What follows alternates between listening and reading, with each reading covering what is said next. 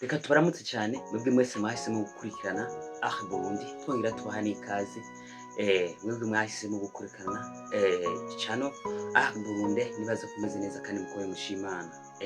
Ubwa mbere na mbere twarababwiye ko mu biganiro twagiye tuvugana tubabwiriye ibi bintu by'izi ntambara za Amerika, Iran ndetse na Israel uko zagiye zikurikirana cyane uko bamwe bagenda bavyumva n'abandi bagenda babivuga, aho na cyane Iran yabwiye Amerika ko bareka kwikina ibintu by'ibiganiro, ariko Amerika nayo ikavuga ati twebwe turafitana ibiganiro. Urwandiko rero yarekuye ryari perezida wa Amerika Trump, aho yavuze amajambo menshi avuga ati burya ikintu kimwe cyo kiratuma Iran itemera ko hariko haba ibiganiro, ngo ni kugira ngo abanyagihugu ntibamenye ko bari mu biganiro, ngo bashobora guca barakarira ndetse bakigaragambya, aho na cyane bo batariko batashobora kubemera kugiranira ibiganiro n'umwansi. Rero itangazo Trump yatanze uno munsi yavuze ati Iran niyemere ko yatsinzwe intambara, ireke kwihagararako, nitemera ko yatsinzwe intambara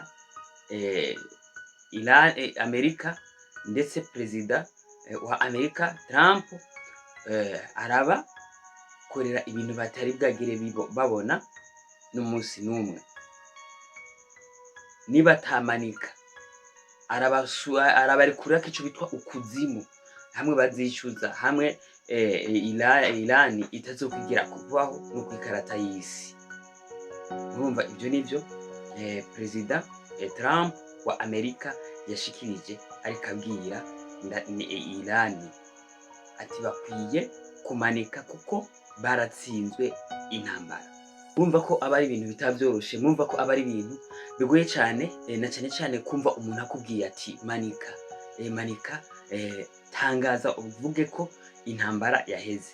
Murumva ko ibi bintu bikomeye, haba mu nyuma akabishirako n'ikindi kintu akavuga ati mutegerezwa kwemera ko intambara, mutavyemeye nca ndabarekurira ko kuzimu, hamwe muzicuza, hamwe Iran itazosubira kubaho kwikarata y'isi nkuko nabibabwiye.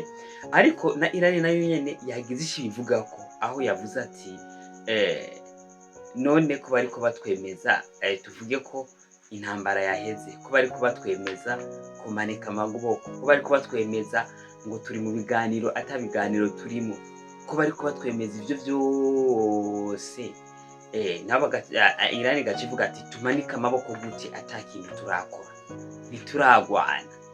Urumva Iran yo yitangaza ko itarinjira mu ntambara nyezina, ntituragwana, none tumanike amaboko gute? Urumva ko aba ari ibintu bitoroshe.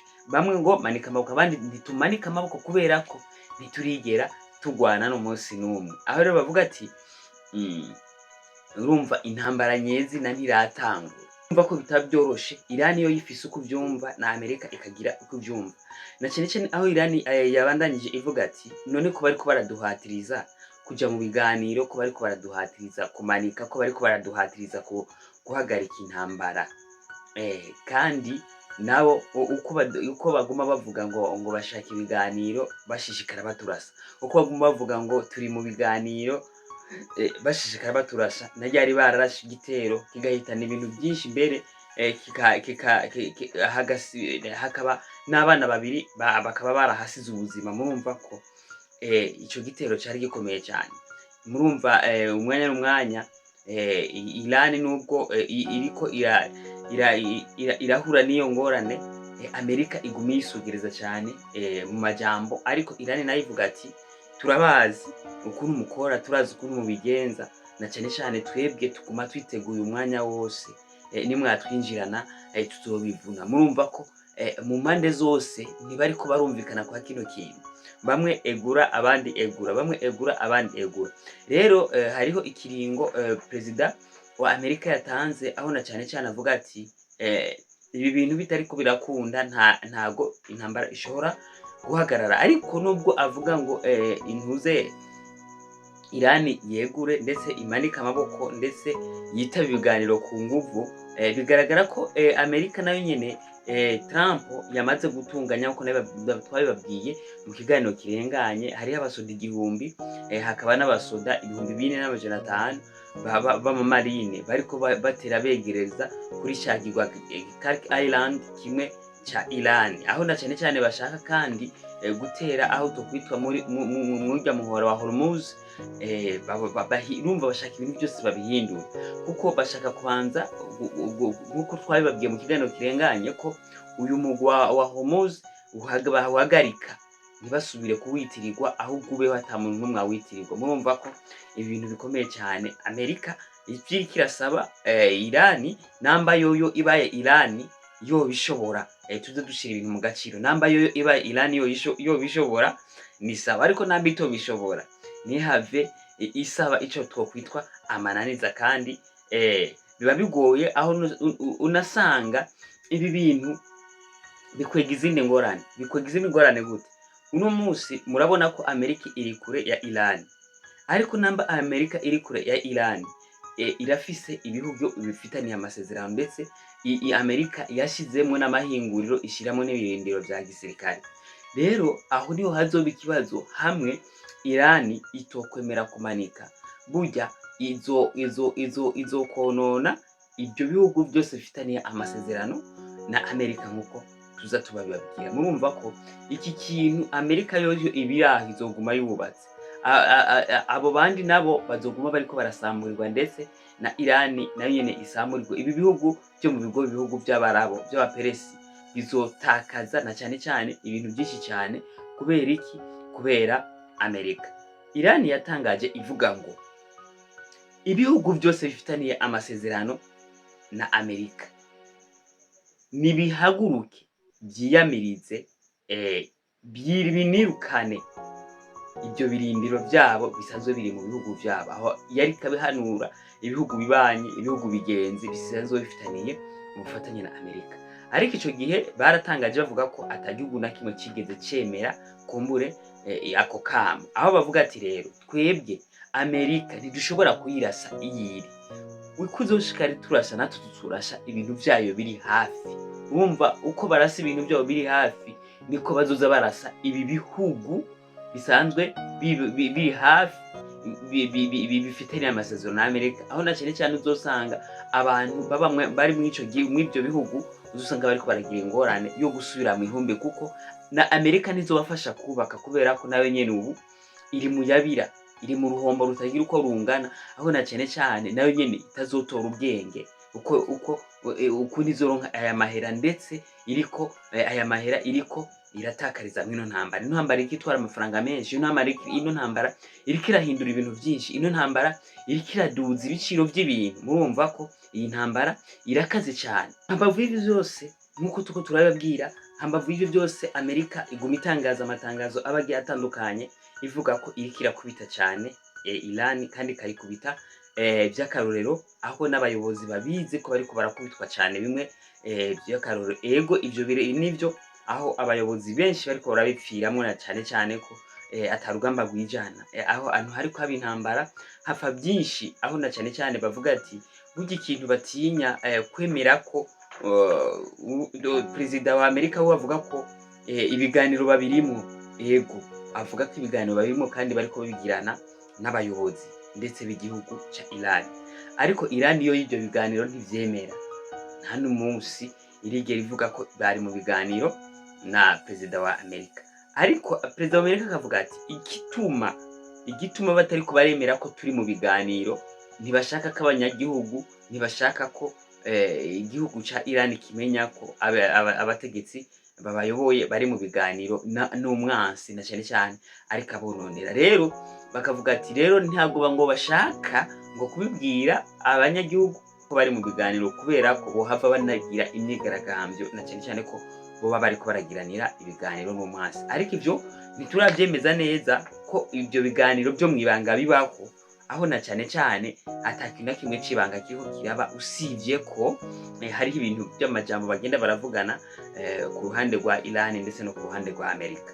Ariko niba byoroshe ku mpande zose, nkuko tuguma tubabwira, ahantu hari intambara hafi ibintu byinshi kandi n'abantu barabigiramo. Ego tuko turaraba mu gitero cabaye ku munsi urenganye, ku munsi w'ejo, niho bavuga ko hashobora kuba hari umusirikare w'umuhinga yarasanzwe ayoboye abasirikare bo mu mazi bari bacungereye ahantu bitwa kuri ca kigwa Cat Island, aho na cane yarashwe akaba yarishwe gushika uno musi tutaramenya ibyo wakurikiye ndetse tutaramenya uko bigiye kugenda kubera ko ibyo byatangajwe na cane na Israel ndetse na Amerika, ariko Iran nayo nyene ntirabitangaza, aho yoyo yacivuga itanga itangaza ati ibintu byose bimeze neza bipanze neza ku kigwa ca Cat Island hacunzwe neza kandi nta kibazo, umutekano ni wose. Nubwo vyogenda uko vyogenda kose twebwe twaripanze ku buyobozi, hariho abantu twatoje badashobora kudutenguha. Niyo mpamvu rero atabwoba nabwo mumwe twe dufise dushishikara twiteguye mu guha ikaze abashobora kutwinjira ndetse n'abashobora kudutera, abashobora kutugendagenda ko mu kirere bose turabaha ikaze mu ntumbero kugira ngo dushikare tugenda tumenya aho turiko turagana, na cane mu kwitegurira n'ibindi bintu biba bigiye bitandukanye.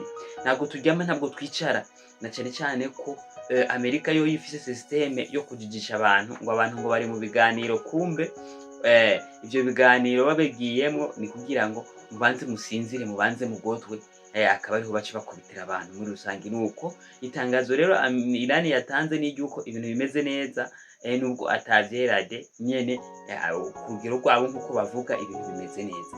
Nkuko nababwiye mu kiganiro tugitangura, amajambo nagiye ndavuga mwayumvise ko hari ibintu byinshi nagiye mvugira hamwe, aho na cane hari ikintu kimwe Iran novuga ngomba nagure ko yagiye ivuga kenshi kandi n'ubu igishikiriza ikibwira ibi bihugu by'ibibanyi bisanzwe bifitaniye amasezerano na Amerika ndetse hamwe na Israel, aho bavuga ngo bino bihugu by'ibibanyi inabihana gasopo ko bakwiye kwirukana ibirindiro by'abanyamerika ndetse bakirukana ikintu cyose cy'inyamerika kiri muri ico gihugu, hama bagatako bagatangaza ko iyi ntambara iri kiraba kuri Iran na cane kitanyuze mu mategeko, kitanyuze mu muco. Murumva ko aba ari ibintu bitoroshe, ariko nubwo biruko bitegerezwa gukorwa kuko umubanyi niwo muryango, na cane aho yababwiye ati twebwe Amerika mu kuturasa ihagarara mu gihugu cyanyu, hama ikaturasa ko niturasira muri Amerika iturasira mu bihugu bibanyi. Rero twebwe namba turiko turarasa ibi bihugu bibanyi, mwumve ko namba turiko turarasa ibi bihugu bibanyi, mwumve ko twebwe tutaba turiko turabihora ubusa, ahubwo tuba turiko twikingira ikibanza umwansi ahagararamo kugira ngo adutere. Urumva batiza Amerika ubutaka, babatiza isi bahagararamo bagakoramo ibintu byose kugira ngo babatere, aho na cane mu ahantu henshi nk'itangazo rimaze gutangazwa riva mu mihingo itandukanye mu karere k'intambara, aho bavuga ngo ahantu Iran yagiye itera isambura ibirindiro vya Amerika, isambura n'amabaze militaire yabo muri rusangi, ko abasirikare bakorera aho hantu batigeze baja muri Amerika, ahubwo bagumye bakorera ngaho. Bamwe bagiye kuba mu mahoteli, abandi baja gukambika mu tuzu turi hafi ngaho nyene muri ako karere baba ico kirindiro cyari kirimo, aho amakuru atubwira ko ibi bintu bitemewe ku musirikare abari muri bihe by'intambara ashobora gufata umwanya akaja kwinyegeza mu hoteli cyangwa se akaja kurangurira imirimo byiwe mu hoteli. Ntabwo biba byemewe ibintu nk'ibi iyo hari mu ntambara.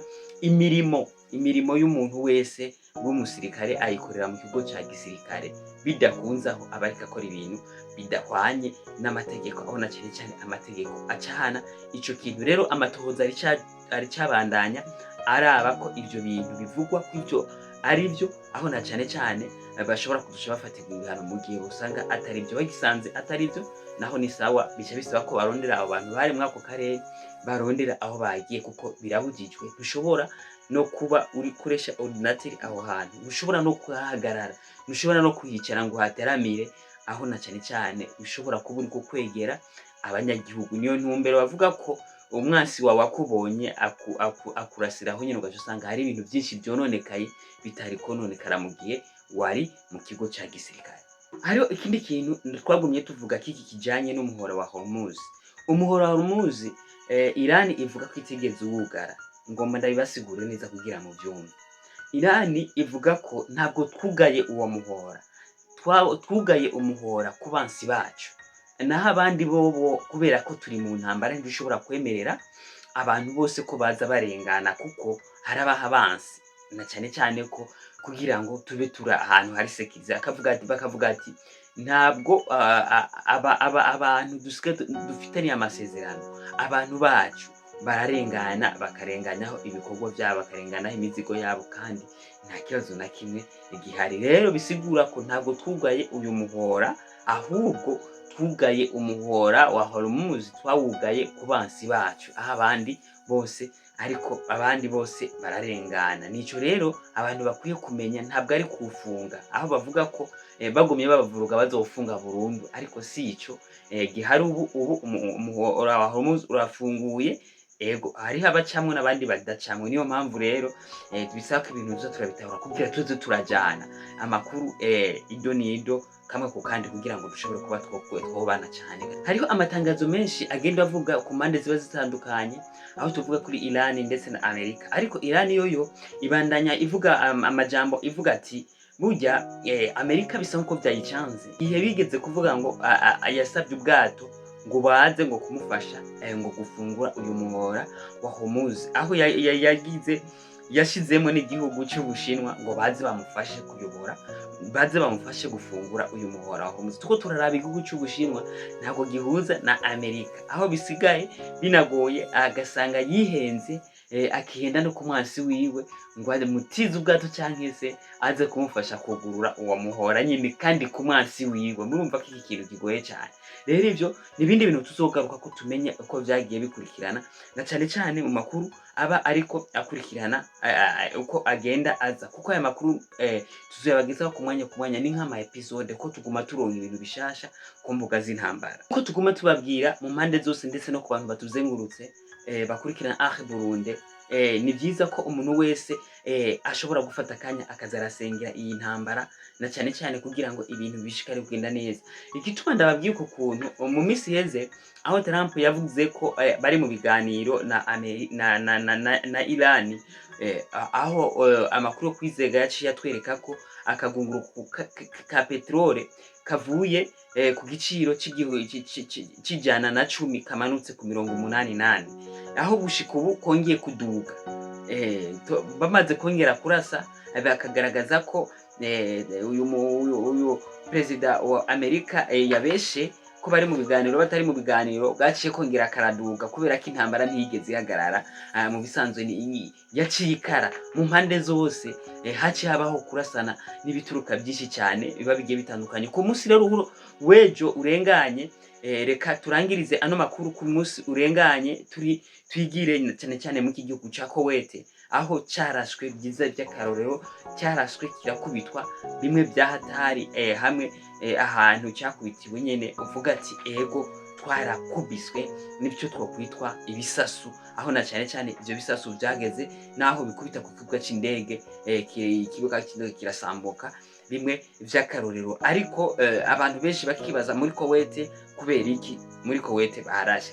Muri Kuwait baraharasa nyine kubera ko ni igihugu gifitaniye amasezerano na Amerika, bigaragara ko coba cyarashwe na Iran mu ntumbero kugira ngo basambure ivyo bintu, basambure iyo migenderanire iri hagati y'ivyo bihugu biba bifitaniye amasezerano na Amerika. Aha rero igihugu cya Kuwait nuko cyakubise. Turangiriza ano makuru yacu y'uno munsi, na cyane cyane tubabwira mushikare kubana nacu, mushikara guforowinga, mushikara kudukurikirana, niko novuga mudushikana muduterera ivyumviro, ikibanza cyiza cyo guterera cyo kuganiramwo no kuvugana ibintu bigiye bitandukanye, ntahandi atari muri commentaire, ndetse n'inimero ziba ziriko kubashaka kutwandikira inbox, nawe nyine muhawe ikaze.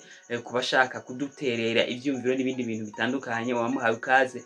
Reka dushimire muri rusangi abari mu Burundi, dushimire abari mu bihugu bibanyi, dushimire abari mu bihugu by'amakungu, amakontinent mabanyi ari ku mugabane w'isi. Reka twongere duhoze imiryango ndetse duhoze n'igihugu ndetse n'ibihugu byose biriko biraburira mu intambara. Turavuga mu ku ruhande rwa Iran, turavuga mu ruhande rwa Israel, tukavuga no ku ruhande rwa Amerika. Muri rusangi twese tuba turi abantu kandi ntituva amaraso canke se duhura n'ibibazo biba bigiye bitandukanye. Ni vyiza ko tumenya ko ibi bintu bibabaza bagenzi bacu, twongera tubihanganisha tubabwira ko Imana ibabona na cane cane kandi ibibona inabizirikana, ibona mbere n'ivyinyegeje inyuma y'ivyo twe tutazi nk'abana b'abantu. Nuko muri rusangi mukomeze kugira ibihe vyiza, turaza gusubira mu biganiro biza gukurikira. Murakoze.